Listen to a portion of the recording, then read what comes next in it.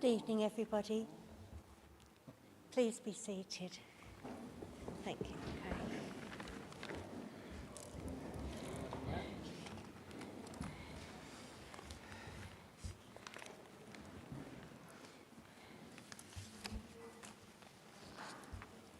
Good evening and welcome to this reconvened special meeting of Medway's Full Council, which is being live streamed via the Council's website. The Mayor's Chaplain, Major Ian Payne, will now say prayers. Madam Mayor, Councillors, Chief Exec, ladies and gentlemen, good evening. They say a week in politics is a long time. I think this week has been one of the longest weeks in the history of life. Only this time last week we were opening and adjourning. So my thoughts, just my prayers this evening are obviously centred around Her Majesty Queen Elizabeth and the royal family. And it's been said many times this week, and it's quite strange, and I'm sure you join me, that you're drawn to the television every moment to hear the tributes, to see what is being said and done. But I've taken, and we've heard it many times, in 1947 on the 21st birthday of the then Princess Elizabeth, and she said, "I declare before you all that my whole life, whether it be long or short, shall be devoted to your service and the service of our great imperial family, to which we all belong."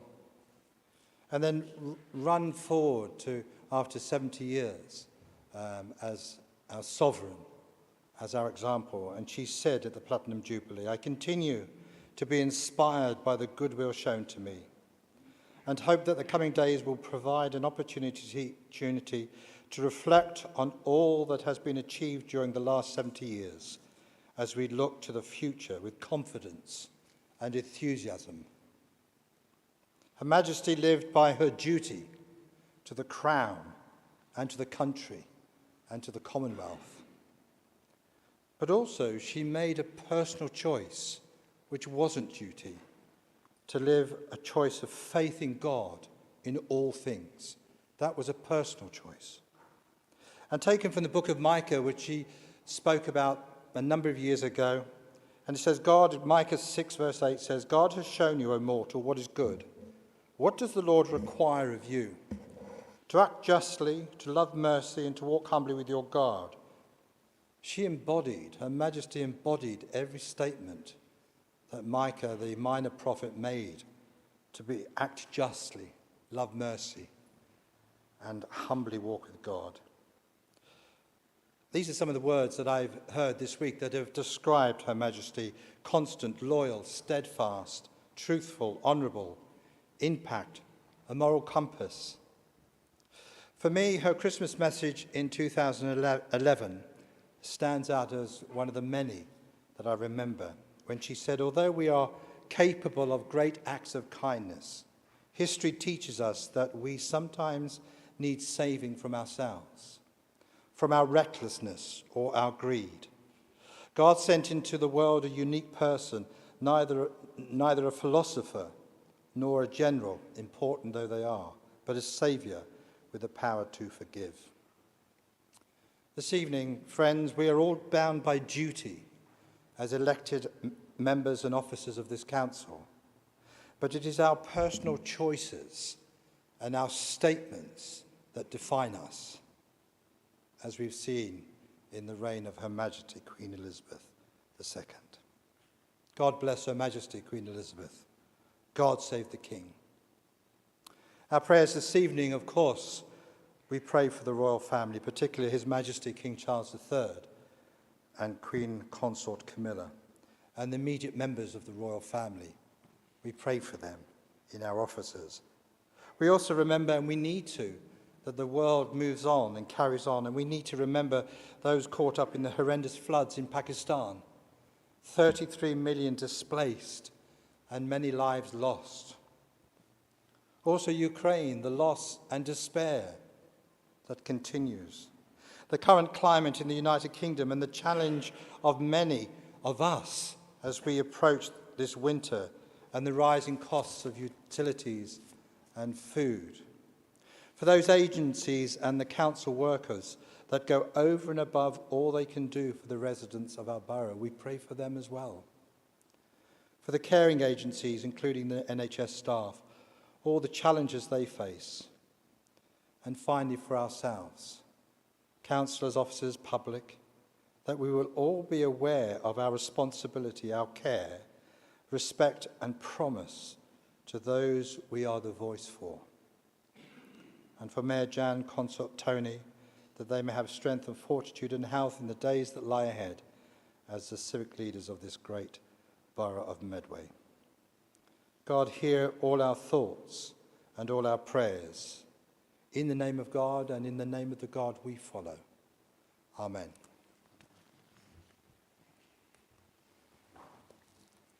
Item 1, apologies for absence. I've had apologies from Councillor Pendergast. Councillor Kemp, have you any apologies for absence? Thank you, Madam Mayor. Yes, I do. I have apologies from Councillor Filmer, Councillor Carr, Councillor Buckwell, Councillor Thorne, Councillor Rupert Turpin and Councillor Purdy.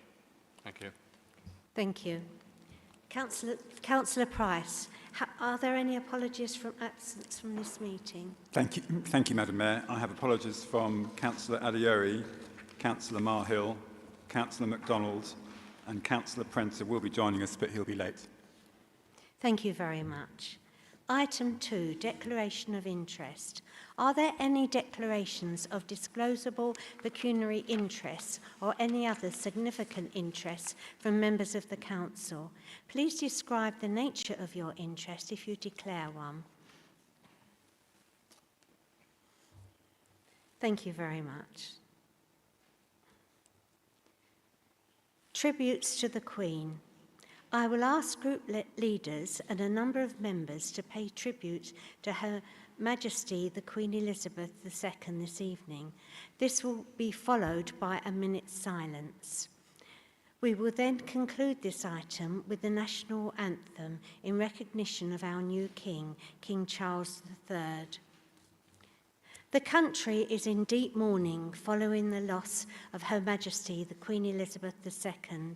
All our thoughts and prayers are with members of the royal family at this most difficult time, sharing with them a deep sense of grief and loss.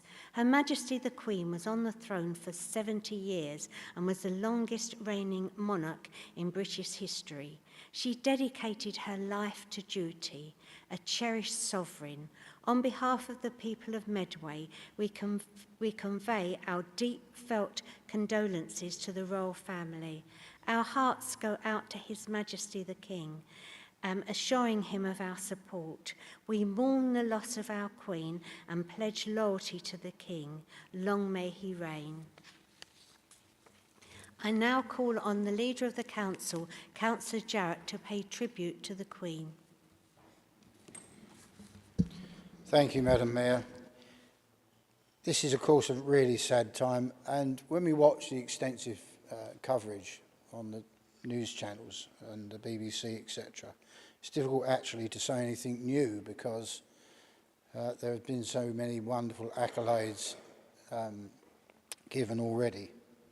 But I'll just give a small example of one of the things that has been said about Her Majesty the Queen was how wide her reach was across the world and how much influence she had.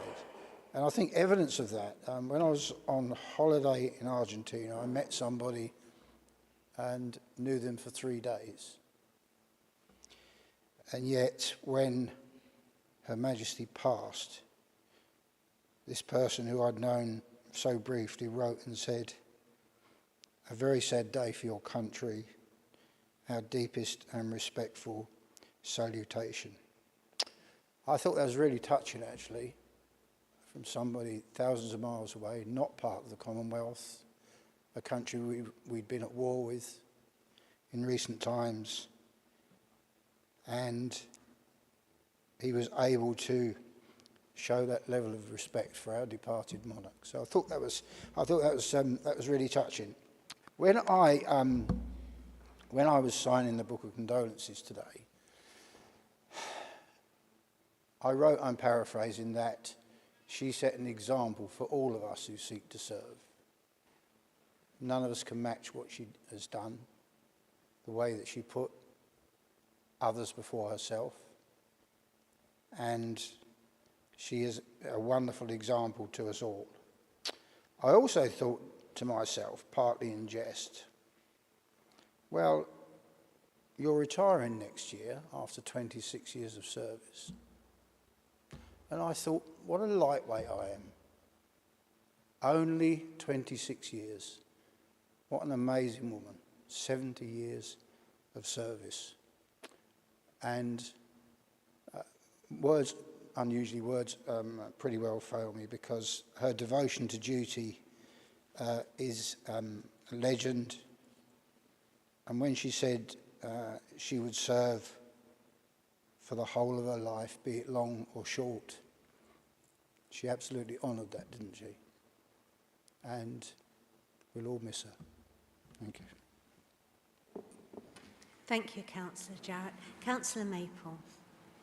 Thank you, Mayor Aldous, and it's a pleasure to follow the Leader of the Council in leading these tributes tonight. It is estimated that since the Queen took the throne, over 9 billion people have been born on this planet. And I suspect the vast majority of those 9 billion people knew Queen Elizabeth II.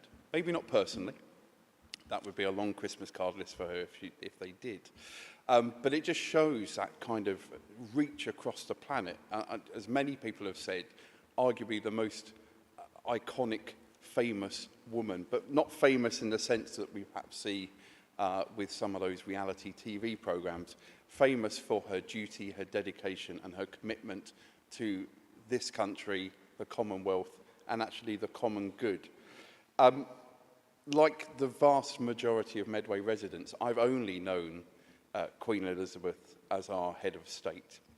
So this will be an interesting and challenging time, I think, for many people, and has been said in so many places over the last week. She served this nation with dedication, and that was ultimately underpinned by her sense of duty. And I think if anybody had any doubt of that, and I'm sure there was no doubt of that, but if anybody had doubt of that, that would have been allayed when at a time of personal grief for her, she did the right thing during Prince Philip's funeral. And we all remember that iconic photo in those sad times. Of course, this year here in Medway, we had a really fantastic opportunity to recognise those 70 years of service. Whether Republican or monarchist, I think nobody could deny those 7 decades of service to our country. And I think from a Medway perspective, it's just the sheer breadth of visits that she paid to us. Of course, as our Commander-in-Chief, she had many visits both to the dockyard, Brompton and elsewhere. But as has been laid out in these last few days, she visited everything from the Isle of Grain to the opening of the Ice Bowl. I mean, this was somebody who truly was there for a vast array of Medway's moments over the last 70 years. And I guess in reflection, how can we make sure that that legacy is upheld? I think it's about all of us, not just all of us as elected members, but all of us as a community of Medway, valuing dedication and public service at a time when occasionally that isn't valued the way it should be. So as we move into the Carolean times under King Charles III, of course this is a difficult and challenging time for that family in this point of personal grief while the spotlight shines upon them. And whatever your views, we want this country and this society and this Commonwealth to succeed. So we all wish King Charles III well, both in the sense of going through this personal family grief, but also in his reign as king. Thank you, Mayor Aldous. Thank you very much, Councillor Maple. Councillor Rodney Chambers. Thank you, Madam Mayor. My comments are going to be one of reflection, because I go back quite a long time in my community service, So therefore, I have been around, some people would say too long, but for a long time. It has been my privilege to have been present on a number of visits of Her late Majesty the Queen to the Medway towns. The first of these was as a 17-year-old student at the Medway College of Technology, when students were encouraged, I like to use the word lightly, I think the principal then, Dr. Orr, instructed us, but we didn't need any instructed, to assemble on the Halstead roundabout to welcome her upon her entry to the towns to celebrate the Maundy service at Rochester Cathedral, and we all did, and we were very moved by it. And this was in 1961. Her Majesty came to the towns again in October 1984, and indeed this was a very busy visit. Following the opening of the Wisdom Hospice, which she undertook in the morning, and this I would just say was having already come from Maidstone, where she had visited Maidstone before she came here. So that was emphasised just what a busy day it was for her. She did a walkabout in Rochester High Street and attended the civic luncheon hosted by Rochester upon Medway Council, and I think it was a luncheon to mark the granting of the letters patent for the creation of the city of Rochester upon Medway. And it was hosted by our late Alderman, Tom Mason. After a visit to the dockyard at Chatham, she travelled to Gillingham, indeed to Gillingham Business Park, where she opened the Gillingham Ice Bowl. And on her way to the Ice Bowl, she was driven through Gillingham High Street, which had not long been pedestrianised, and in order for the royal car to go through, the planters were moved aside in order for her to get through the High Street and then up to the Ice Bowl. The most memorable occasion for me was welcoming Her Majesty in 2002 to the inauguration of the Universities of Medway campus. This indeed was the start of the beginning for higher education opportunities in Medway, following the earlier creation of this authority in 1998. Of course, many of you will know where we live, and we are neighbours, Diane and I, to the Royal Engineers headquarters and have been for years. So therefore we know when Her Majesty visits, because her helicopter comes overhead and is parked on the Garrison Sports Ground. And she visited the Royal School of Military Engineering in 2007 as their Colonel-in-Chief, and returned again in 2016 to celebrate their 300th anniversary. Fortunately, as I said, she came by helicopter, landed on the sports ground, and we didn't have far to go, that's Diane and I, to see her, because they brought the royal car down from London to drive her from the Garrison ground along just past our front door. So we got a good view of her as she, not as she arrived, we missed that one, but when she left. So we went out, and we were the only two people standing in Mansion Row, and we gave her a wave, and to our delight, she waved back. As has been expressed by many, we have seen a life of dignity, dedication, and service. But that has been delivered from my perspective, and watched her on these occasions with a smile on her face and a twinkle in her eye. And may she, Madam Mayor, rest in peace. Thank you very much, Councillor Rodney Chambers. Councillor Cooper. Thank you, Madam Mayor. Madam Mayor, I was a child of 6 years old watching the coronation on a black and white Murphy TV screen at home in London. This happened 2 days after my 6th birthday, so I had 2 parties that week. It was a world away from my school life, and even when she did a whirlwind tour in an open-top car near my home, my infant school being in the front row, waving small Union Jacks flags in hand, it didn't seem real. Never in my wildest thoughts did I think that I would actually meet Her Majesty, but on the 28th of March 2002, I did just that.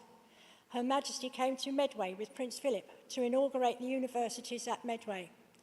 She was wearing the brightest yellow coat and hat, entered the room and came straight towards us. Rose Collinson, the then Director of Education, introduced the 3 councillors lined up to meet her, Pat Wozencroft, Paul Godwin and myself. We had a brief conversation about our various roles, and she mentioned the Children's University and the children who were waiting to see her nearby. And I think I said that the children enjoy it, ma'am, and she turned around and she smiled at me. It was the proudest day, and I have the photos of a beaming Queen unveiling the plaque to commemorate this huge event for Medway. I was therefore determined to go to London to pay my respects to Her late Majesty. This I did on Saturday, as well as thousands and thousands of others, with flowers, and laid them with a card amongst the many, many flower tributes at Buckingham Palace and Green Park. I also went yesterday and got in at Hyde Park to watch it all on the big screen because all the roads were closed and it was very difficult to get there. So rest in peace, Queen Elizabeth. You served your country, your Commonwealth, your people for 7 dutiful years. Now God save the King. Thank you, members. Thank you, Councillor Cooper. Councillor Sands. Thank you very much, Madam Mayor. Way back in May 1968, I, along with 11 others, stood in a first-floor office at the Army Careers Office in Railway Street here in Chatham and swore my allegiance to Her Majesty the Queen. And it was with extreme pride that I accepted the Queen's shilling, which I duly gave to my mother when I got home, who promptly and without any ceremony put it straight in the gas meter. The taking of that oath as a youngster from who was the beginning of an amazing adventure. New friends, new brothers in arms, all in the service of Her Majesty. As with all veterans, that oath made has no expiry date. And our duty and love for our monarch was enough for us to defend and protect her and this country with our own lives if needed. In fact, many did. And now, with the same sense of pride, I'm honoured to say that that oath will, of course, be transferred to King Charles III. My admiration for Her Majesty is very nearly beyond words. She has been for nearly 70 years my monarch, and for 54 years my Commander-in-Chief. She was a strong woman, a wise and honest leader who was dignified and just got on with the job, with a heart that was full of pride and love for her and our country. Her dedication to service will never be equalled. And I'd like to say to Almighty God, please take good care of our Queen. Rest in peace, boss, and thank you. God save the King. Thank you, Councillor Sands. Councillor Chitty. Thank you, Madam Mayor. I remember as a little girl watching the coronation on television. And you have to remember in those days the televisions were so small that if you had guests, you really had to fight to see any of the picture. One of the things that struck everybody in that room was how beautiful, how dedicated, and how serene she was. And throughout her life, she made contract at that time to serve the people of this country and to serve them with understanding. Understanding can be a very difficult thing to quantify. However, she absolutely understood Britain at that time and the challenges that were facing the whole population. And as the decades have moved on, the Queen has understood the challenges that go with each decade. She had an understanding that was so special and so personal that people in the country individually feel that and feel that loss. And that's why we see what is such a dignified and affectionate show of the people of this country. It is something quite remarkable, and it reminds us of the values that she had. The values of being polite, the values of being able to communicate with each other, and the values of people actually being together and having solace by that togetherness. I think that most of us find it very difficult to find the words to actually express just how we feel. Some of us completely forgot that over the years. You get mixed up in life and what happens. But this is actually focused on what really, really matter. The example of her family during this really dreadfully sad time has been an example to everybody, for they have dealt with this with the highest dignity, affection, and being able to communicate with the people that are so bereft of losing somebody that was so special to them. She lived an incredible life, and she wasn't fazed by the turmoil of those years. She actually looked at it not as a challenge, but a way forward of healing wounds, of bringing people together and understanding that respect is one of those words that should never, ever be forgotten, and we should always live by that respect. My grandson, who lives in Holland, I spoke to him in the last week, and he said, "Grandma, I don't know what to say. People are coming up to me and paying their condolences and saying how very, very sad this is and what high respect they held the late Queen in." And I said, it's very easy. You can respond by saying, thank you for your understanding, thank you for knowing that as a country we are very challenged in dealing with the emotions that we all feel. And everyone that has paid respect to you, they understood what an incredible woman she was. And I say an incredibly exemplary woman she was, because she was the pathfinder that proved that women can actually achieve great things. She was far beyond anything that most women would ever aspire to. But it gave them the courage to be able to say, yeah, I'm a woman, but I can still do stuff. And it was an example over the years that many people, women, have undertaken. And it's an example to all young women that there is something in us all that means we can actually challenge ourselves and make sure that we live our life to the full, which, by good blessing, the late Queen did. It's something where everybody understands we have to move on, but we don't have to forget. And for that, God bless her memory. May her spirit live on in her children and in the whole country. Thank you. Thank you, Councillor Chitty. Councillor Patterson, please. Thank you, Madam Mayor.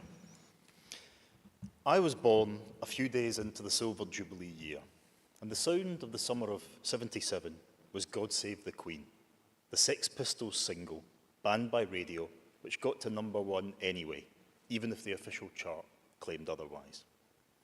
Yet who could have guessed its singer would, 4 decades later, have turned into a reactionary buffoon, flogging spreadable butter in TV ads, while the object of his rage sipped tea and nibbled marmalade sandwiches with our country's most beloved unaccompanied migrant, Paddington Bear. I speak tonight not as an uncritical observer, but as an admirer of the Queen's attitude towards duty and public service, of her ability to learn and change. That's not to ignore the unimaginable privilege she was born into, nor to dismiss criticism of a constitution at best quaint and at worst anachronistic. But the most pressing dividing line at the end of this Elizabethan age is not, as culture warriors would have us think, between monarchy or republic, faith or secularism, flag-waving or dissent, conspicuous mourning or ambivalence. It's between selflessness and selfishness.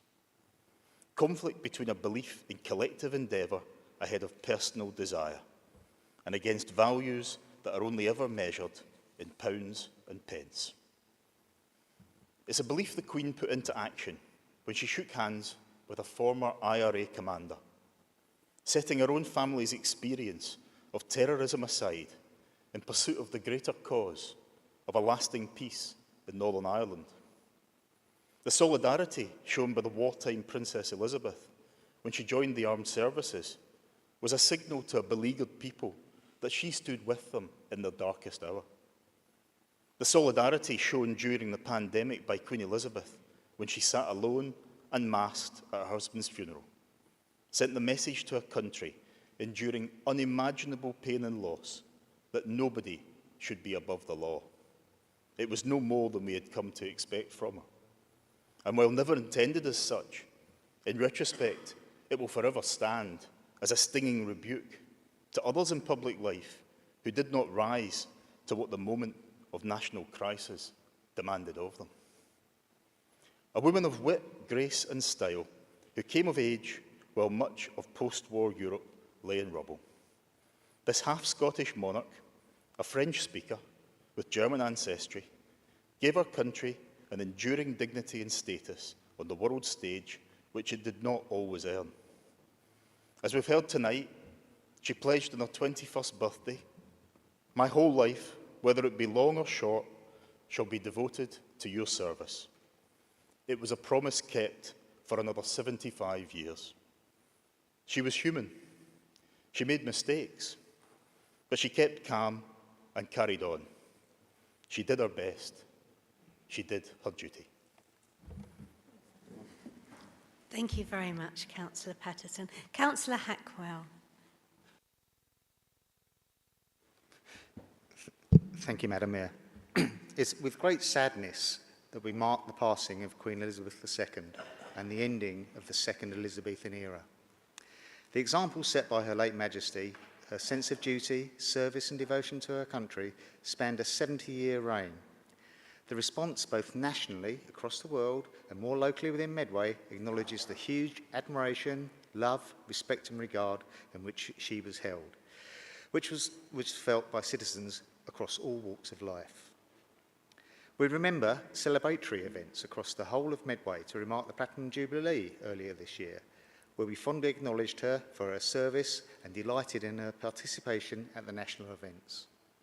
We have lost a monarch who carried out her duty with commitment and affection for the people she served, both young and old, as she promised to do so on her ascension to the throne all those years ago.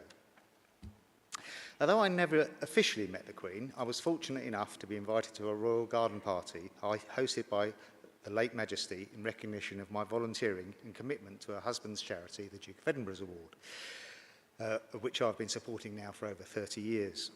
We gathered on a glorious sunny day in the grounds of Buckingham Palace.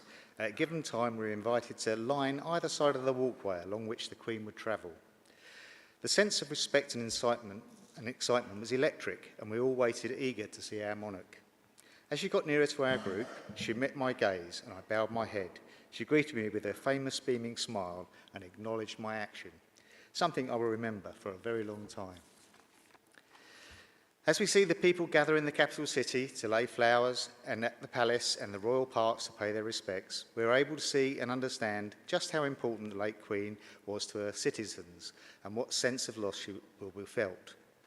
In Medway, with the rest of the country, we see tributes laid particularly at Rochester Castle and Cathedral, where flowers, flags, candles and even marmalade sandwiches, which are fondly referenced that are seen in Paddington Bear in the Jubilee celebrations. Over the past few days, we've seen our armed forces carry out exemplary duty and ceremony in accompanying the Queen to a place of rest. We've enjoyed a sense of national pride and are grateful for their respect and duty to their monarch. I join with us all here present representing our communities to collectively mourn the loss of our Queen, Queen Elizabeth II, and thank her for her duty and dedication to us all. The baton of sense of duty, servitude and devotion she displayed will now be carried by our new King Charles III. God save the King. Thank you. Thank you, Councillor Hackwell. Thank you all members for your tributes. We will now hold a minute's silence in honour of Her Majesty the Queen.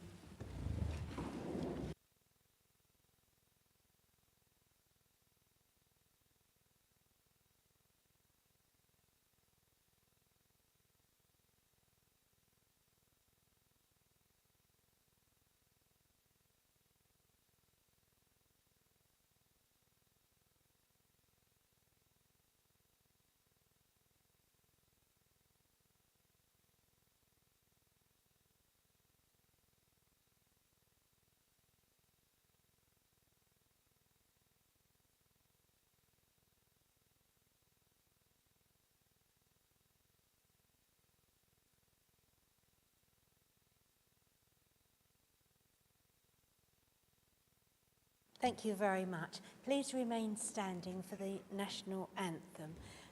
Councillor Kemp will play on the organ for us.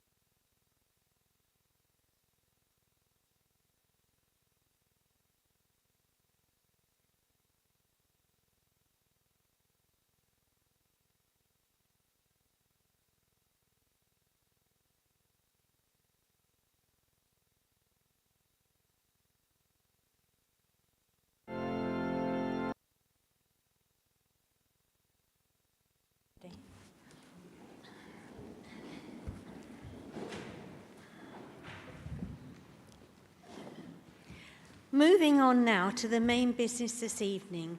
Before I ask Councillor Jarrett to make a proposal, can I remind you that to members to speak clearly into your microphones to ensure that the people in the public gallery and watching live stream can hear. I would also ask members not to interrupt one another when speaking. However, if a member does wish to make a genuine point of order or a point of personal explanation, they should indicate to me that they wish to speak. Finally, can I please remind members to ensure that written copies of any amendments are brought up to the top table first. Councillor Jarrett, would you like to make your proposal? Yes, indeed, Madam Mayor, and thank you very much. I intend to move 7.1a on page 12 of the report. But first I want to make just a few comments, Madam Mayor. I want to draw members' attention to 3.3 on page 10, which I find curious as it asks Council to consider a referral without saying why. 3.5 and 3.6 make it very clear that Cabinet's decision was within the budget and policy framework. and that was and is the advice of the statutory officers.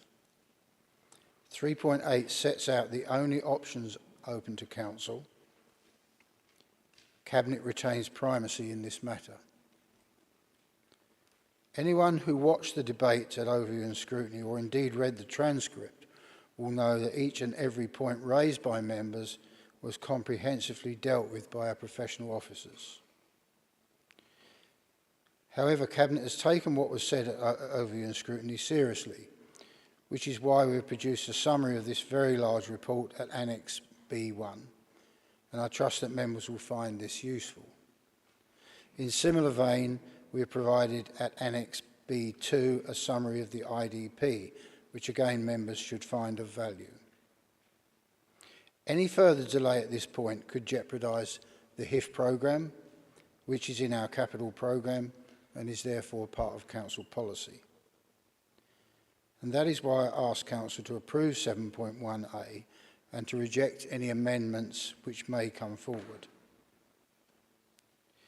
In doing so, I've taken account of the need for public consultation, not the legal requirement, but the need for public consultation, and would urge members to ignore any calls for delay or to deny the public a say in such an important matter.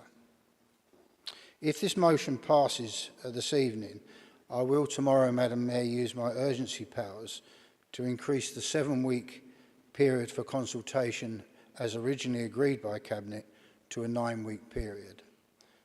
This will achieve two things. It will give an additional 2 weeks for consultation with the public and stakeholders, and in parallel with that, give officers additional time to finesse proposals when they can be taken account of when the consultation returns to Cabinet at the end of the 9-week period. So moved, Madam Mayor. Thank you. Is that supported? Yes, Madam Mayor. I do understand actually why there was some nervousness in overview and scrutiny.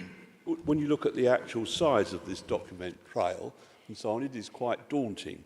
I think that the actual proposal in one way is quite simple. This framework actually supports our ongoing need to get on with the HIF programme. Now, the HIF programme of itself, you've got two ways forward in a sense, as Councillor Jarrett was saying. If one rejected it now, then the situation would be that any work done on it, or any sums paid over, would have to be repaid. I suspect we'd get very little government support for anything else in that area. And much more important than that, our timescale will be completely derailed. And I think that makes it pretty undeliverable. Now, that may suit some people, but the way I look upon it is this, that if we don't get the essential road, rail, and environmental network that we need in advance, then the only solution to getting that infrastructure put in will be after the developments have taken place, when they take place, and they won't all take place at once. So you'll have a very sort of, very ragged income of Section 106 if indeed you can afford to use it all up. And what you won't be able to do, of course, is to deploy that to provide some of the other things which the developments will eventually need. Now, I think that, and that I think is the most important part of this, that we really do have to face up to the fact that we are not going to stop development just by simply throwing this out.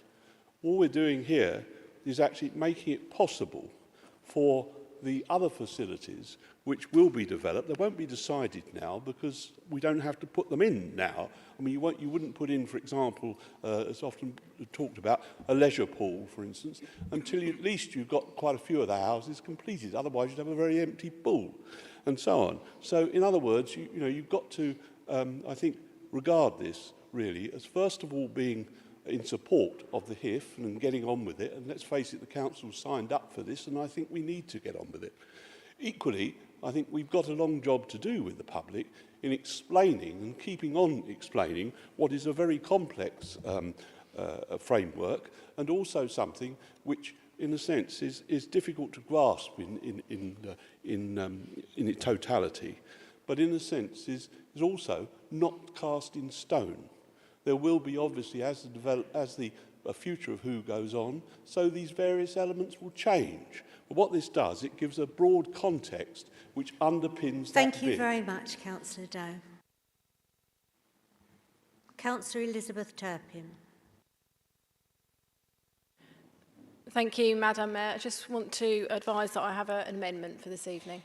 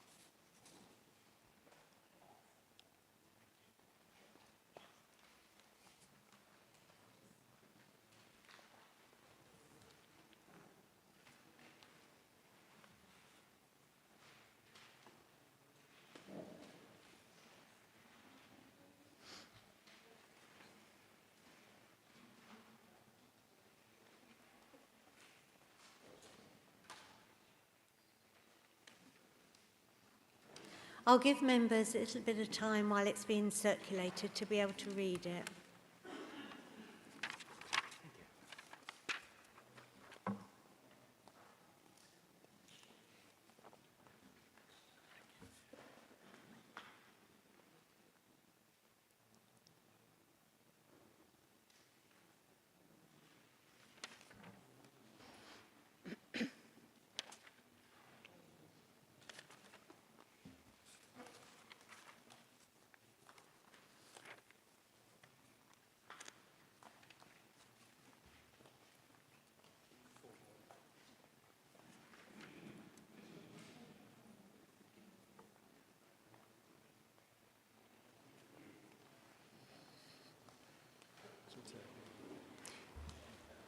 Do members need another minute, or can we go to Councillor Turpin? No. Councillor Turpin, Elizabeth. Thank you, Madam Mayor. I, along with 7 colleagues, called in the Cabinet decision to publish a WHO Development Framework consultation in July due to many concerns largely relating to affordability and deliverability of the housing infrastructure project. It's been made clear, and the HIF bid in itself demonstrated, that without significant strategic highways investment, significant further housing growth would not be permitted on the peninsula. The rail scheme has also been an important part of HIF to promote a shift away from the car and alleviate pressure on the road network. Therefore, reading the Medway infrastructure delivery plan, I was most concerned that the HIF was appearing to be unaffordable unless being propped up by Section 106 monies. This would be unacceptable, as would take developer contributions away from other infrastructure that will be required for such a large population increase within a small, environmentally sensitive geographical area.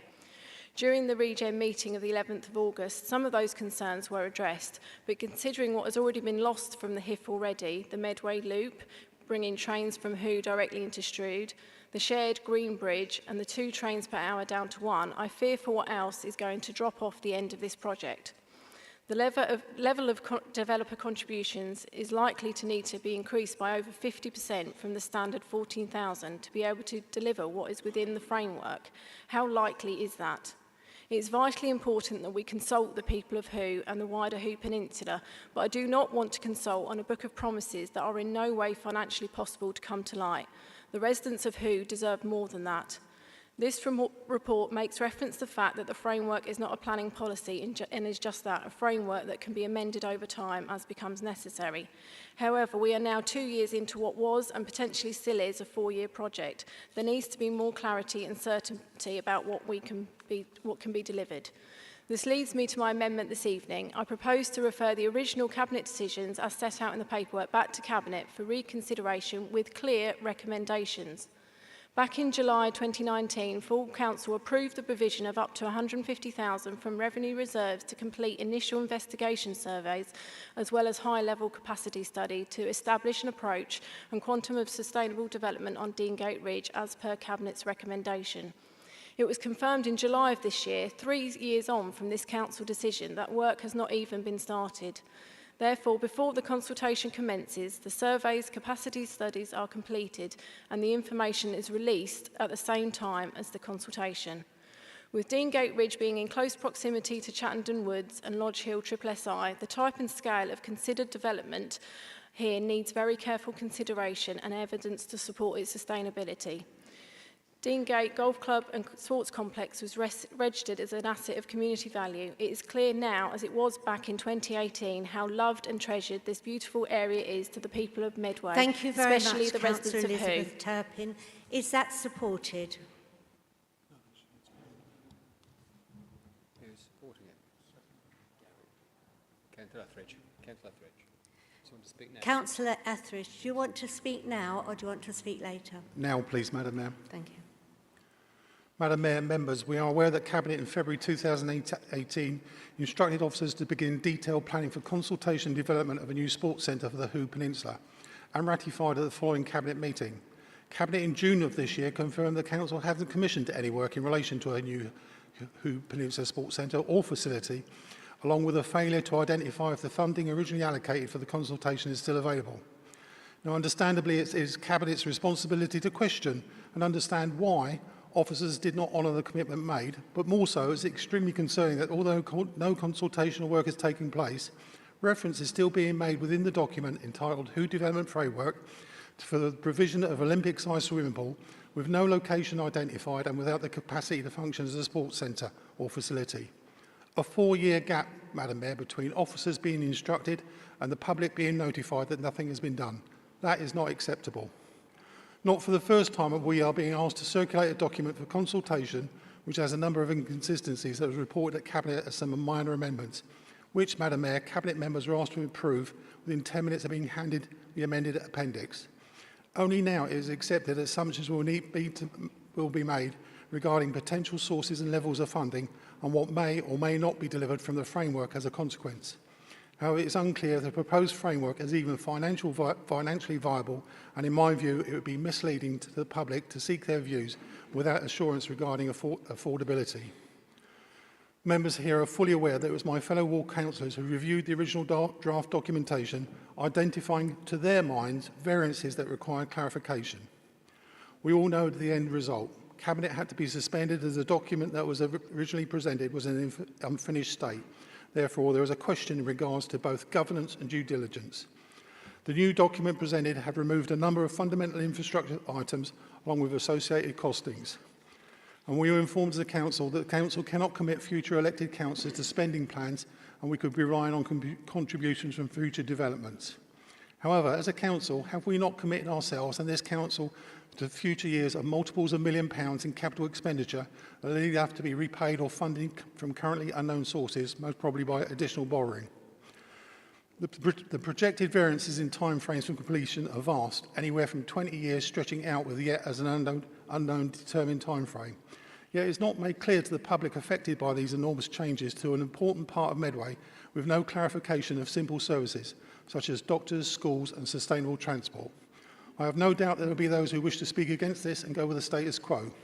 They will be attempting to give us their personal history of what they have seen and grown up in the past. This debate is not about the past, it's about the future, not just to the Hugh Peninsula, but the Medway towns as a whole. I support the amendment as proposed. Thank you. Thank you. We're debating the amendment. Now, Councillor Maple, would you like to... Councillor Curry. Thank you. Thank you very much, Chair. Obviously, this is quite a complex amendment that's come in, and we've only had a few minutes to read it.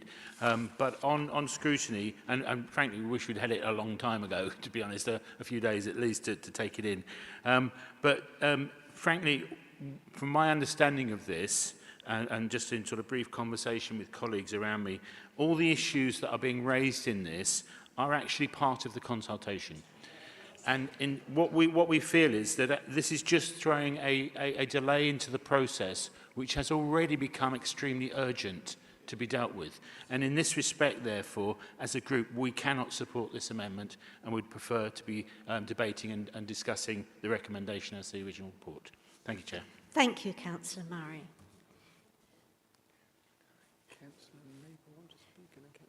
Councillor Maple, did you want to speak? Speak on the substantive when we get to that briefly. Thank you. Thank you very much. Councillor Sands, did you want to speak on the amendment? Thank you, Madam Mayor. I think the amendment quite happily shows why the people of the peninsula hold any consultation with suspicion and mistrust. I have to say that lots of members of these councils have been saying for far too long that the people of the peninsula don't want any housing. We have always said we want the right housing in the right place, in the right numbers, and houses that are built to test the time. And I think this motion I will be supporting. I keep hearing about growth on the peninsula, but I don't hear anything about the distribution of that growth. And I ask all the members before they make their mind up to just wonder if people wanted to build 10,000 houses at Windermere in the Lake District or Beachy Head in Sussex, or even closer to home, 10,000 houses at the Capstan Village. There would be rightly a loud, long condemnation of such plans. And that's what the people of the peninsula have been saying for a long, long time. We've had consultation time and time again, and we've asked questions, and we've looked for inquiries, and many, many times we've had to resort to freedom of information requests, only to be told that that information is commercially sensitive. I say that the concerns of residents who invested in homes and set up businesses and started families and listened to promises made about Deangate overwhelm the interest of shareholders of banks and house buildings and railway companies. I will be supporting this motion. Thank you, Councillor Sands. Councillor Clark. Thank you, Madam Mayor. My colleague, Councillor Turpin, unfortunately was taken ill this afternoon, and as you know, he worked extensively on the call-in papers, and I'm bringing this on his behalf and as well as my own. The Hoo Peninsula is a unique location in Medway and comprises the most sensitive environmentally designated countryside, including Marston, Ramsar sites, ancient woodland SPAs and SSI designated land across the borough, containing, among others, the largest breeding site in the UK for the under-pressure nightingale population, highly protected water voles, recently proven habitats, the rare purple emperor butterfly, and the rare breed of dormouse. The current strategy report for Birdwise quoted the Footprint Ecology Bird Disturbance Report key findings as the number of birds using the 3 SPAs has declined markedly, in particular on the Medway at locations with the highest levels of access. Furthermore stated that access levels are linked to local housing. It is not possible to rule out likely significant effects on the integrity of the protected sites as a result of increased housing. Medway has at least 6 red-listed rare birds sheltering in its boundaries, including the black-tailed godwit, the curlew, the pochard, and many more on the amber list. The Hoo Peninsula also has a large and growing business community providing local jobs. The grain LNG terminal is the largest in Europe and 8th largest in the world, with plans for further expansion. Moreover, with regards to Project Cavendish, the Isle of Grain presents a technically feasible, commercially viable, strategic location to build and operate a hydrogen production facility, which will be a key enabler to the UK meeting the net zero 2050 target. The Hoo Peninsula provides proportionally the largest bulk of the business rates income for Medway Council, without which Medway as a whole might well struggle financially. On top of this, the Hoo Peninsula has proposed to take the biggest portion of the housing allocation for the whole of Medway. This will more than double the population of Hoo, growing it to a town the size equivalent to as Strood was, but unfortunately with less extensive road and rail infrastructure. It is to be noted that the current air quality on the road into the peninsula falls below safe standards and is currently placing residents at known health risk even before housing growth. There are therefore undoubtedly very important as yet unanswered questions about how the current and planned infrastructure, even with the augmentation of the proposed HIF Relief Road and the new, albeit reduced, railway service, will cope with simultaneous huge expansion of housing and business requirements, and also how the unique wildlife ecosystems can thrive in the midst of this growth. In October 2021, the Schedule 19 consultation was published and later withdrawn. The reason given was the lack of an evidence base. The documents were promised by the end of November 2021, but have not yet appeared. As we approach another consultation, this most environmentally sensitive part of Medway, this raises the inevitable conclusion that indeed the evidence-based documents will be crammed belatedly and retrospectively onto housing targets which will place the Hoo Peninsula, a strategic energy hub of national importance and a home to some of our rarest species in danger of unsustainable growth. Unsustainable as a bedfellow of unviable, and it will be a tragedy to lose businesses with the jobs they provide for local people and the business rates income to the council, all because of major and foreseeable problems with traffic congestion. I'm sorry, Councillor Clark, you've run out of time. Apologies. Thank you, Madam Mayor. Councillor Chitty, would you like to speak on the amendment? I will speak very, very briefly because I prefer to speak at more depth. I don't wish to embarrass him at all, but Councillor Curry absolutely said it as it is, and I think that's a consideration that should be taken into account. My other remarks I will hold back for the substantive motion. Thank you. Thank you very much. Councillor Diane Chambers. Thank you, Madam Mayor. Just a few short weeks ago, members were invited to a presentation which was given by the planning manager and the planning policy manager, giving members the opportunity to know exactly what was in this document. The one thing that came from that meeting was the planning manager informed us that a lot of residents in Hoo were asking what was actually happening, that they hadn't been consulted. This is their opportunity to be consulted. If we vote with this amendment this evening, we actually delay that opportunity again, and we delay the opportunity for residents to have face-to-face meetings with our policy team. Thank you very much. Are there any other members on the amendment?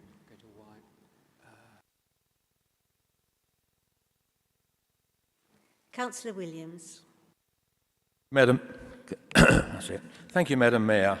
I was one of the 7 councillors that called this in to full council here. I won't go over what's actually been said so ably by my colleagues, but I have read this amendment. I found it very clear, concise and to the point, and will help bring clarity and transparency to the residents of Hoo deserve. And I will support this amendment. Thank you. We're now going to Councillor Elizabeth Turpin as the proposer of the amendment. Thank you, Madam Mayor. I'm disappointed by comments this evening that these amendments will be dealt with by the consultation. They won't. I mean, some of the work in here that we're asking to be completed was agreed over 4 years ago, and I firmly believe that this work should be carried out ahead of the consultation so that the information in these surveys can be released at the same time as a consultation. Otherwise, we're possibly consulting on what we want to do before we know it's even sustainable to do so. I very much support the leader's proposal this evening to increase the consultation from 7 weeks to 9 weeks, but I do urge members of this chamber to support this amendment and to ensure that residents have all the information possible released at the same time as the consultation. Thank you. Thank you. I'm going back to Councillor Jarrett as the proposer of the original motion. Thank you. Thank you, Madam Mayor. I'm as disappointed with this amendment as I was with the original decision taken by colleagues in overview and scrutiny to refer this matter to council without saying why in the first place. And I think what we've seen from Councillor Clark's speech is what's behind this amendment, and that is an absolute intention to wreck anything we are trying to do on the Hoo Peninsula. And why is that important? Because Hoo Peninsula is part of Medway, and we have Medway-wide policies, we have Medway-wide instructions from government, and we have a duty to the people of Medway to consult with them. Now, some of the members that have spoken here tonight prevented us consulting with the public on the local plan. And they're trying the same with this. And I'm afraid the attitude of let's not do anything, it'll all be okay, it'll all go away, quite frankly, Madam Mayor, is not good enough. It won't go away. We have a duty here. We've talked a lot about duty tonight.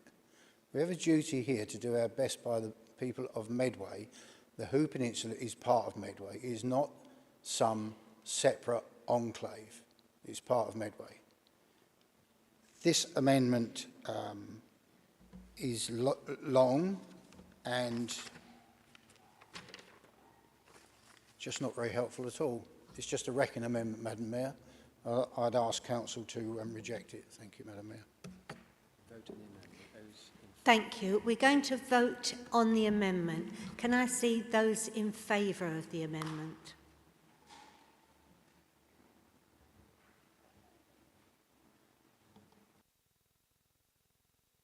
Those against?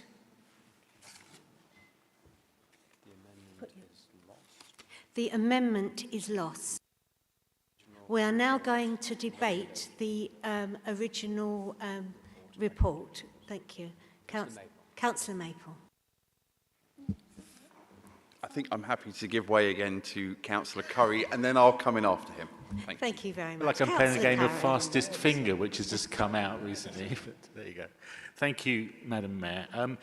I want to just sort of, I'll be quite brief about this. The Hoo Development Framework is, as the name implies, an overarching document. We have to remember that we're dealing with imposed housing figures from a shambolic Tory government that we're having to deal with in the process of this, and a local plan that has taken years not to happen. So we're in a bit of a crisis here. This Hoo Development Framework will define this area of Medway for development through the emerging local plan process up to 2040 and beyond. It's hugely important. We have to get it right. And the challenge is that we have undoubtedly a large housing allocation. And some people say, well, we should challenge those figures. And others say the figures are challenging, but we need to cope with them. That's a housing numbers debate that will not stop tonight. It will continue into the future. Alongside this, there's the urgent need for infrastructure in all its forms, whether road, rail, buses, healthcare, education, green space, recreation. I mean, we get that. We understand that's what's needed. And underlying all this is our commitment to climate change and how we make this development sustainable for future generations. A couple of weeks ago, our Labour team met with some of the residents in High Housestow to talk about our climate change conversation, which we've been holding over the last year with a number of communities around Medway. And again, the message was about housing. The people on the peninsula are very deeply concerned about this. And we understand and we hear that. We've been listening to them as a group for a long time now. It was very clear that many of those residents feel that they have not been heard and they're not being listened to. And the discussions that we've had are quite clear that they feel decisions are being made behind closed doors. And this consultation opens that door. If that's how they feel, now is the opportunity. It's a period of consultation which is absolutely essential to the future of their communities. So we need to engage with it as soon as possible. It allows individuals, local businesses, community groups, and the parish councils to be heard. We're grateful to the Leader of the Council for extending the consultation period, as we asked, to 9 weeks. That's really positive and brings in more people and more views. We will be supporting 7.1a this evening of taking no further action. And in closing, I just want to say that I urge everybody, not just the people of Who, but the people of Medway to respond to this consultation, because as was pointed out by the leader, this is a Medway-wide consultation, and everybody has a right for a say. So I do urge people to read the documents, engage with them. We will be bringing in all the stuff that was in the amendment will come into this consultation. That's guaranteed. People are going to have their say on that. Change is coming to Medway, and this Labour group wants that change to be changed for the better. Thank you very much, Councillor Curry. Councillor Brake.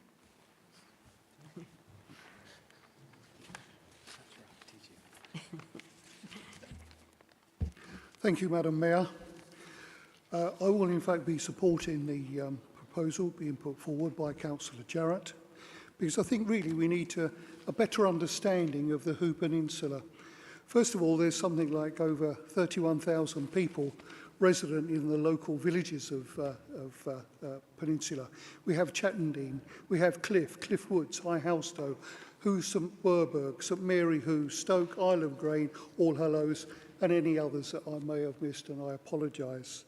Schools in many of these villages cater for those aged 4 to 11, and together with 100 of Who Academy, which caters for the 11 to 18-year-olds, with a capacity, we have something like 2,500 young people living across the area. The villages have over the years expanded due to various organisations coming and going. The closure of the MOD site at Chatham, which was put up for sale, giving an estimated area for some 5,000 homes, and for a variety of reasons, including there being, as it said, 85 singing male nightingales, the plans were abandoned. As part of the original consultation, local schools were invited to engage with young people to seek their views on the idea of new homes and what it would mean to them. They were, of course, then the children, as they are today, the children of the future. I remember being invited at that time to the consultation, and there was an exhibition in this very building to find out what the children were thinking. As I recall, it was interesting reading and enjoyable, talking and listening to many of those young children and young people. What did they want? They wanted homes for them to live in when they were older. Young minds, I know, but they were like living on the peninsula, but didn't know where they might live, apart from being with their parents. They wanted green spaces, play areas, good and reliable transport, youth centres and youth clubs, places to meet. The rail link to the Who Peninsula has been in place since the 1800s, when the farmers of Who engaged in talks with the South Eastern Railway Company, as they could see the benefits of being able to transport their crops and produce direct to London for onward sales. The 100 of Who Railway Company was formed, stations were planned and implemented. Port Victoria Grain, Cliff, Charnel Street, All Hallows on Sea. I say all of this because here we are today discussing the future, just as local residents have done so in the past. Listen to the children of the era 2010-11. What did they want? Speak with them today, and I doubt if there will be much change. Listen to the adults, and we won't go very far. Are they listening to the children and grandchildren? I very much doubt it. Public consultation is a must. As always, Medway Council does consult, and we do far and wide, and we do listen. The proposal spans 20 to 25 years. Thank you, Madam Mayor. Councillor Maple. Thank you very much, Mayor Aldous.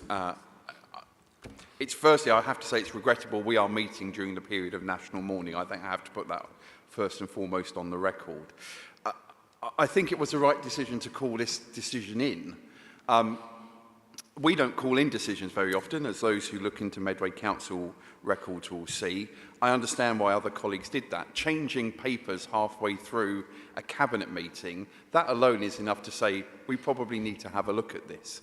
And actually, from that call-in, The documents that have been produced, the simplifier, if you will, which are in the papers today, those are good documents for the consultation. If people don't want to read 800 pages, they can read 8 pages to get that overview.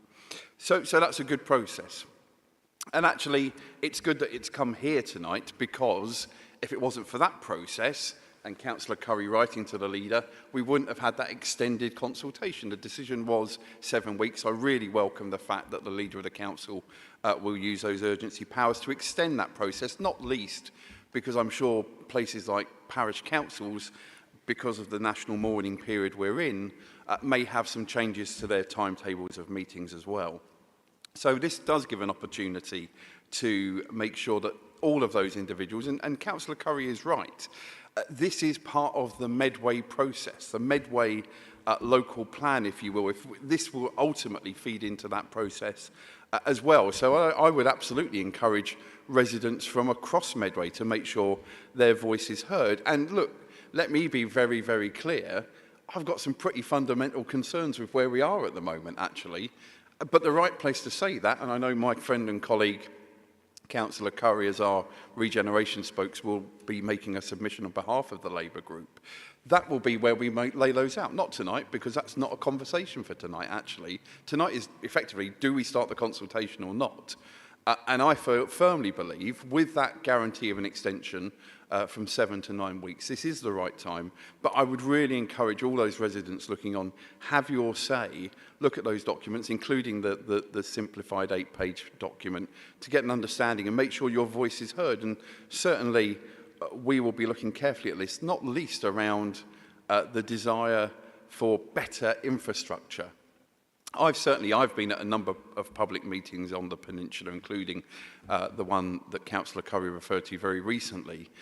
And yes, there are some residents who would never want another house built there, but they're actually in the minority. The majority of people want the right housing with the right infrastructure at the right time. And this is the way to make sure in this consultation, people's voices are heard about that. So I will be supporting option A tonight. I'd urge all colleagues to do so we can get this out there with the extended consultation period and have your say.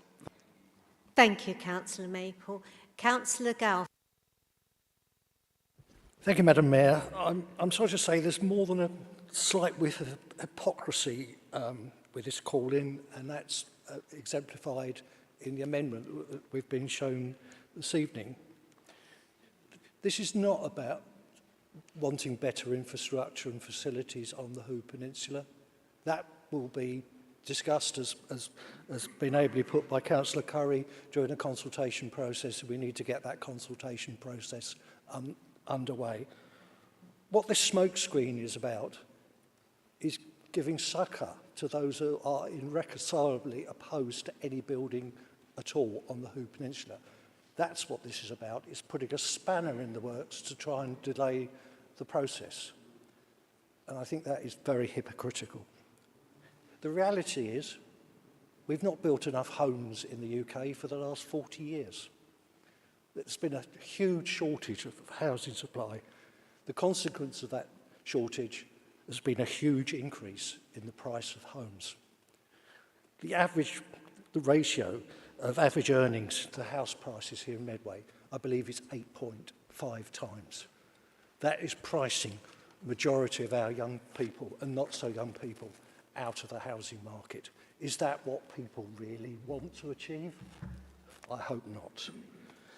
We also get silly arguments, don't we, about our hospitals and our water supply will be overloaded. I'm sorry to say, that's rubbish. The majority of those buying homes here in Medway are already living here in Medway or nearby towns.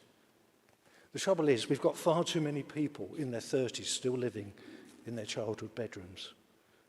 Another urban myth that's often posed, we build houses here in Medway, it would be majority be taken from Londoners. That is not true at all. Over the last few weeks, I've signed off every single contract for sale for the new development at Garrison Point. I'm talking about some 60-odd contracts so far. The vast majority of those purchases have been from Medway and our neighbouring towns. Probably only around 25% have come from the Greater London area.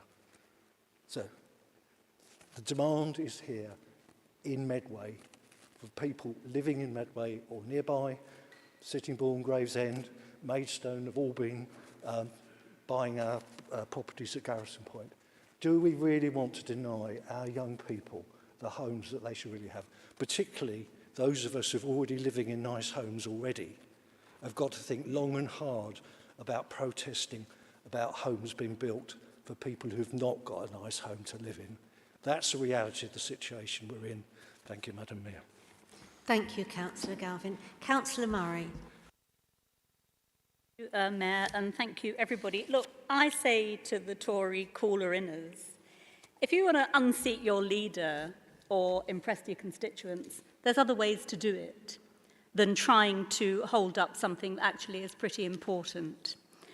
The development framework can go out to consultation, and like Councillor Maple and Councillor Curry, I urge everybody who's listening tonight and everybody that's there and will be doing that continually in any way we can, I urge people to have their say. But if we can't deliver this framework, it will imperil the WHO Infrastructure Fund and we'll have to pay the money back. And you all know that as well as I do. It's incredibly naive as well to suggest that the funding gap is somehow outside of normal practice for such a big proposal at this stage. It wasn't helpful that an erroneous document was presented, but even that is a bit of a red herring, and I suggest to you your energies would be better spent helping the people in the planning department get the 8 officers they're short of now so they can actually do a job and get on with this. The government's housing numbers are the housing numbers. That is a fluid situation. But we do need more homes, and we do need, Councillor Galvin, more affordable homes, so I hope your speech meant you're coming round to our way of thinking. However this turns out, we need more affordable homes with decent infrastructure for everybody. Posturing over a call-in that's got no constitutional power really to achieve anything, other than to send the framework back to Cabinet as the amendment suggested, is pointless. Any member of the Conservative group could have followed our lead and produced your own response to the framework and the infrastructure fund and published it, just as we've done. Labour will never refuse money for Medway, and we've been supportive and transparent, actually putting in the work to illustrate where and why we have concerns and being prepared to share those with the public. You could take a page out of our book. Every minute the local plan is delayed gives predatory developers cause for rejoicing. They can continue to put in applications on the peninsula and anywhere else, which destroy jobs and green spaces alike, knowing the council's in a weak position to challenge them. So for that reason alone, I want this development framework to go out to consultation. I want to hear what people have got to say. And I want people here to remember as well, because for these rebels, I think there's rather less to you than meets the eye. That there's already been 5 consultations. They're in these papers. If you read them, you can see what people have had to say already. And by saying tonight that you don't want it to go ahead, actually you're rejecting and ignoring the things that people have already said and come forward, that have been listened to and worked into papers by the council. Thank you very much, Councillor Murray. Councillor Rodney Chambers. Thank you, Madam Mayor. Well, it does seem to me that those who did produce the amendment this evening could have equally have produced that amendment and their concerns at the Overview and Scrutiny Committee on the 11th of August. And we could, by now, have gone out to consultation, a consultation which we, as an authority, have promised the residents of Who, and indeed, many of them, has been alluded to by Councillor Mrs Chambers, are asking, where is it? And I have to say to them, you would have got it if there hadn't been these delaying tactics, and therefore I have to question the motive of those who put down the amendment this evening.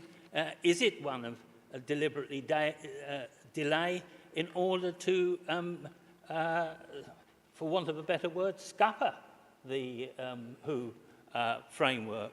And as I've said, we could, had the Cabinet on the 23rd of August had something to work with, and I listened or sat through virtually of the meeting of the Overview and Scrutiny Committee on the 11th of August and kept pleading or shouting to the screen, is anybody going to put something forward and recommendation of which they didn't do, that the Cabinet on the 23rd of August has had something to work with. But of course we had the report on the 23rd of August which said that the only recommendation that came from Overview Scrutiny was a reference to the Council where we are here this evening. So that therefore leads me to conclude this is more a delaying tactic than it is interested in getting the consultation out to those people on the Hoo Peninsula who have been promised it. Thank you, Councillor Rodney Chambers. Councillor Hubbard. Thank you. In my view, the current future Who and the HIF are both flawed. However, I believe we must progress to a public consultation on the Who development framework. Residents living in Chatham, Who St Werburgh and High Halstow and the residents across the peninsula must be afforded the consultation at the earliest opportunity. We need to move on the Who consultation at a pace, as is an important element of the emerging local plan, which is not progressing as we hoped. In fact, we're getting into the TARDIS and going back to the local plan's Regulation 18 consultation. And that too will also give the Peninsula residents a further opportunity to engage. We have, in a pile of agenda papers tonight, there is a focusing upon Appendix 1B, that is the Who Infrastructure Delivery Schedule. This spreadsheet shows that that currently we are unable to identify funding for over £75 million, and that's a big hole. Nearly all the identified monies is the HIF. The work to identify the missing millions can be done parallel to public consultations for the development framework and Regulation 18. Just referring to the framework itself, in section 2.5 of the framework, it details landscape character and sensitivity. On the map, the Hogmarsh Valley is shaded pink. It goes across Berwick Way, over Manor Farm and up to the rear of Parsonage Lane in my Strood North Ward. The related text says development should respect landscape context, rural character and protect openness and retain views. Well, the proposed development policy is too late for the Manor Farm end of Hogmarsh Valley. Just over a year ago, we gave planning permission for a housing estate, a hotel and a school. In the framework, in sections 2.17 and 3.4, it gives details of potential new bus links. There's no certainty those bus links will come into being. It's because there's nothing in the delivery schedule that refers to the bus links, let alone any funding for them. However, the schedule does have £64 million against the rail link and the new Who station. This, in my view, is the greatest flaw and risk. One of the problems in the delivery of the HIF rail infrastructure is outside our direct control, outside the borough and or by others. Instead of the rail link, the right thing to have done was to pursue a dedicated bus link from east of Who through the village onto Strood Station and Greater Medway beyond. In the Labour Group's response to the first HIF consultation in March 21, during the pandemic, of course, we said the loss of the rail link to Strood... Thank you very much, Councillor Hubbard. Councillor Tranter. Thank you very much, Madam Mayor. I read all these papers before the Cabinet meeting, and I found them quite confusing in places, and I therefore went and listened to the entire Cabinet debate. And I felt the pain of some of the Cabinet members I know who probably would not have liked to have had the delay to their meeting as they went through it, but nevertheless it was what it was, and there was some clarification that was given at that time. But I think there is, I have great sympathy for my colleagues who put the amendment this evening and who have spoken, because there are some very deep underlying worries about what's going on in the peninsula. I haven't heard anybody say on either side that they are against housing development, but of course I think, in fact, Councillor Sands quite rightly said, it's got to be done correctly in the right place and with the right infrastructure and so on and so forth. But what I wanted to say was this: I think underneath this debate are some concerns being put forward by members who represent residents on the peninsula, and I hope this evening that those concerns are fully listened to. I was also on the Overview and Scrutiny Committee, and I did not vote to send it back or send it on to full council, because I had had considerable discussion with officers who helped me understand some of the figures. I was more concerned that everything at least was affordable, and I felt persuaded in the end that there was that potential that it was affordable, even though I still have some anxieties.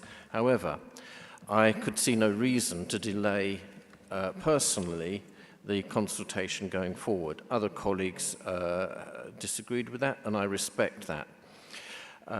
And this evening I shall be voting for this to continue, as was the request of the Cabinet. I am confused by Labour, if I'm honest with you. I don't understand why members of the Labour team who are on Overview and Scrutiny voted to bring it to full council and then vote to say it's all okay. That slightly confused me.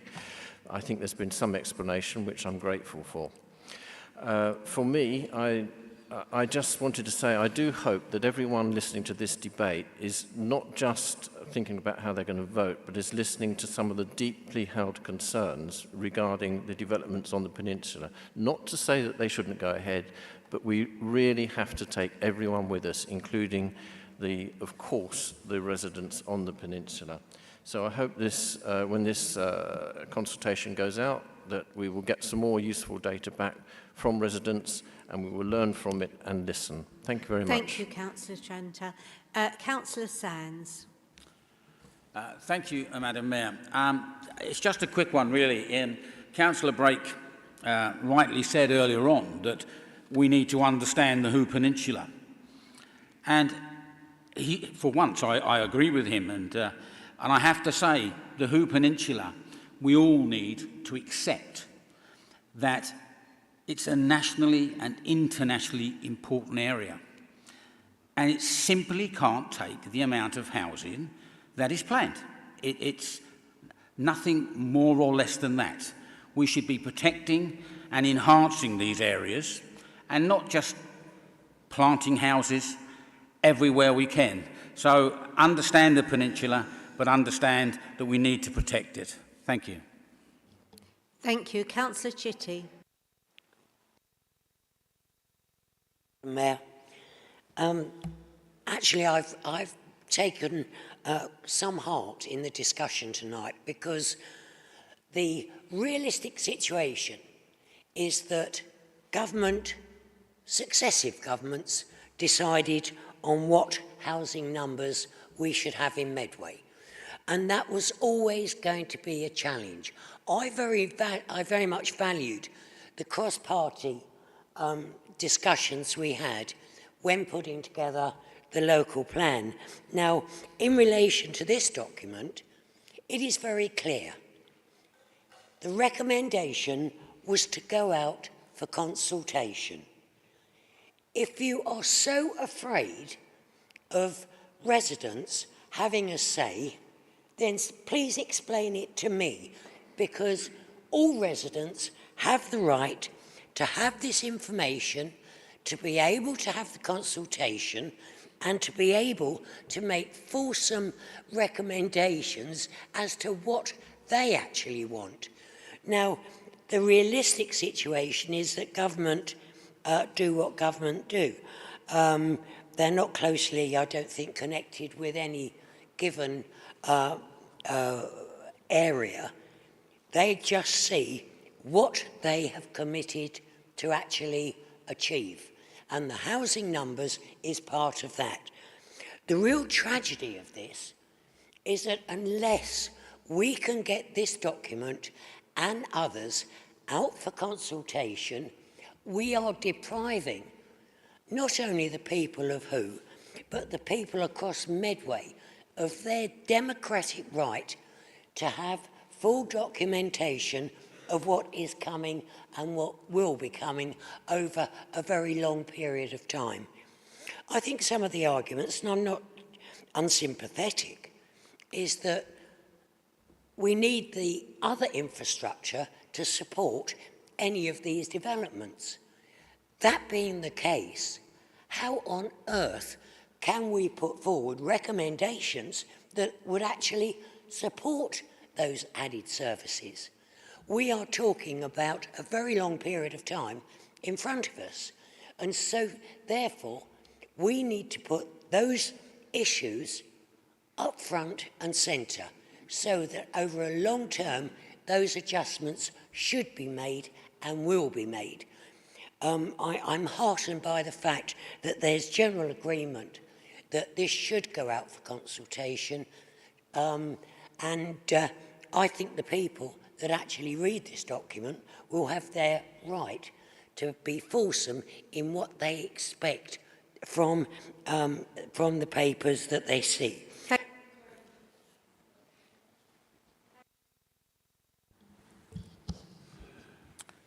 Thank you, Madam Mayor. I particularly had an initial concern, and that was to do with involving, to the extent that the public will be involved in this consultation. But tonight I'm very, very much encouraged by the leader's promise of using his emergency powers to extend the period of consultation. And for that reason, Madam Mayor, I will be supporting this when it comes to voting. Thank you. Thank you, Councillor Parra. Councillor Elizabeth Turpin. Thank you, Madam Mayor. I wasn't going to speak again, but my motives for bringing these amendments this evening have been unfairly brought into question. I have no desire to hold up the consultation, but the work agreed 4 years ago should have been completed.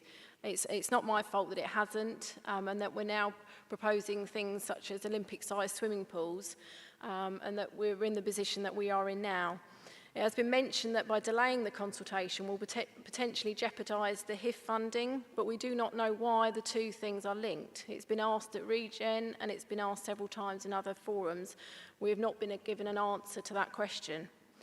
It's just that it's the right thing to consult, and I do agree with that.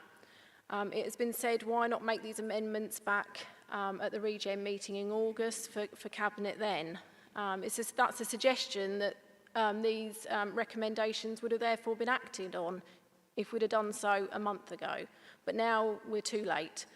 We wanted to ensure that these recommendations would have been taken on board, and it was felt that full council making those recommendations would have perhaps carried more weight. I'm also very confused this evening why Labour are now saying how important it is to do nothing this evening and speed through to the consultation.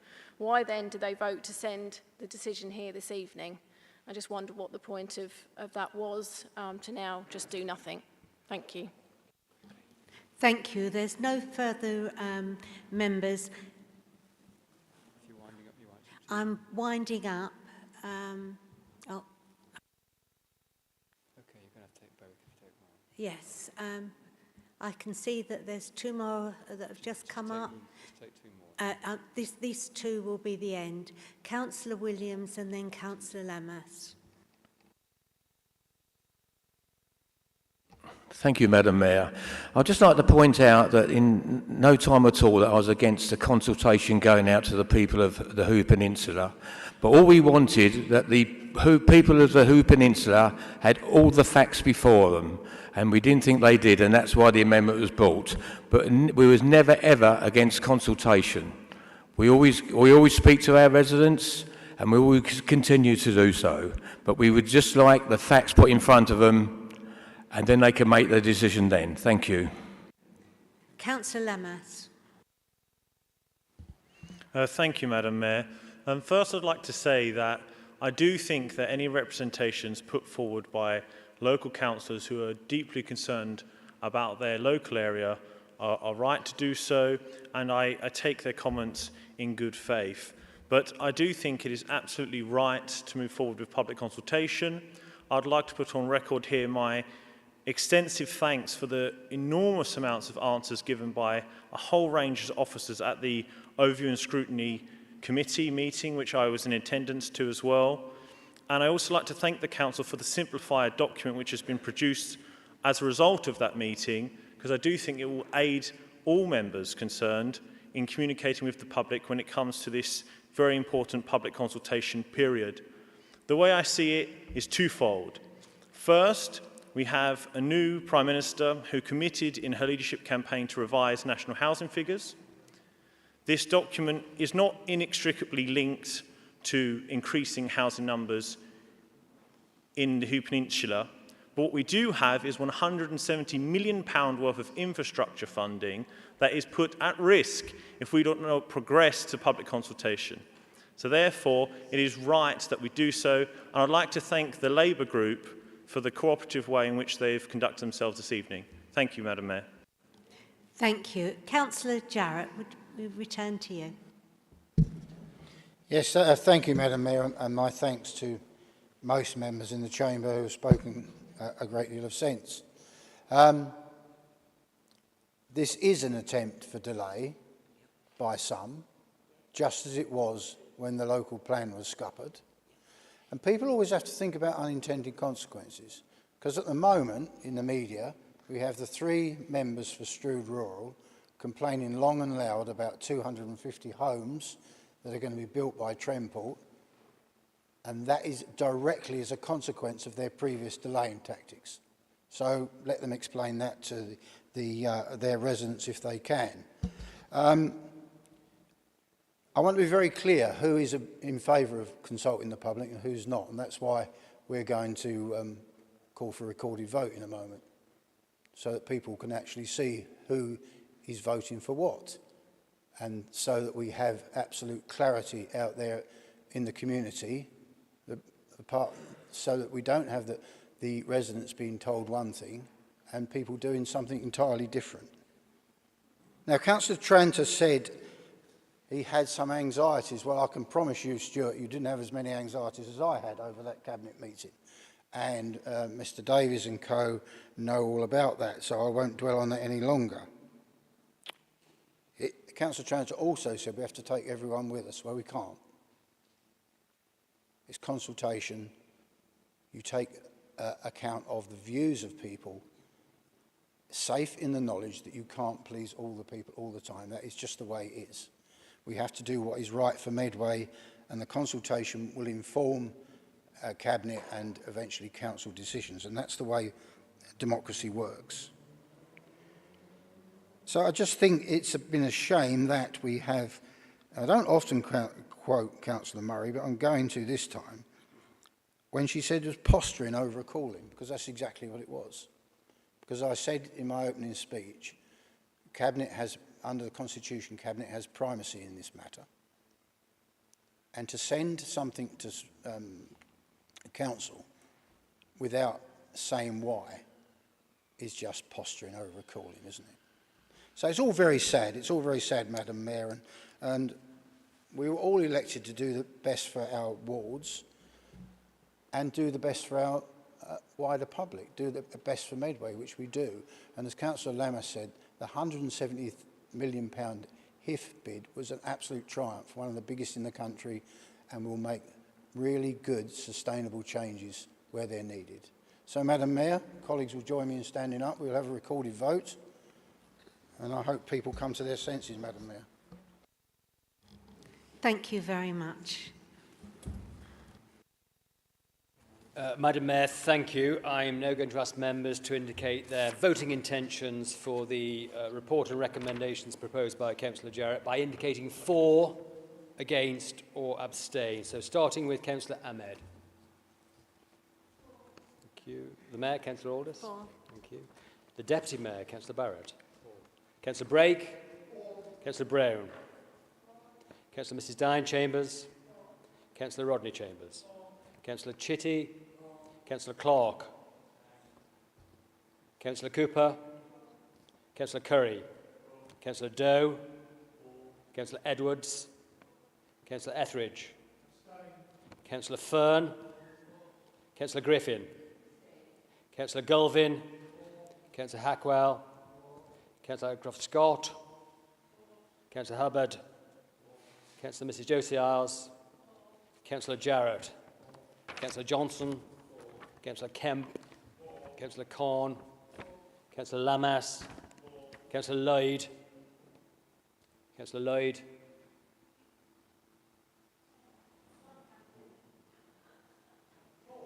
thank you, Councillor Maple, Councillor Murray, Councillor Pora, Councillor Osborne, Councillor Patterson, Councillor Potter, Councillor Prenter, Councillor Price, Councillor Sands, Councillor Andy Stamp, Councillor Chrissy Stamp, Councillor Tijan, Councillor Thompson, Councillor Tranter, Councillor Mrs Elizabeth Turpin, Councillor Van Dyke, Councillor Wildey and Councillor Williams. The recommendations have been supported, Madam Mayor. The recommendation and the motion is carried. That's it. Right, with no other business, I declare this meeting closed. Thank you very much.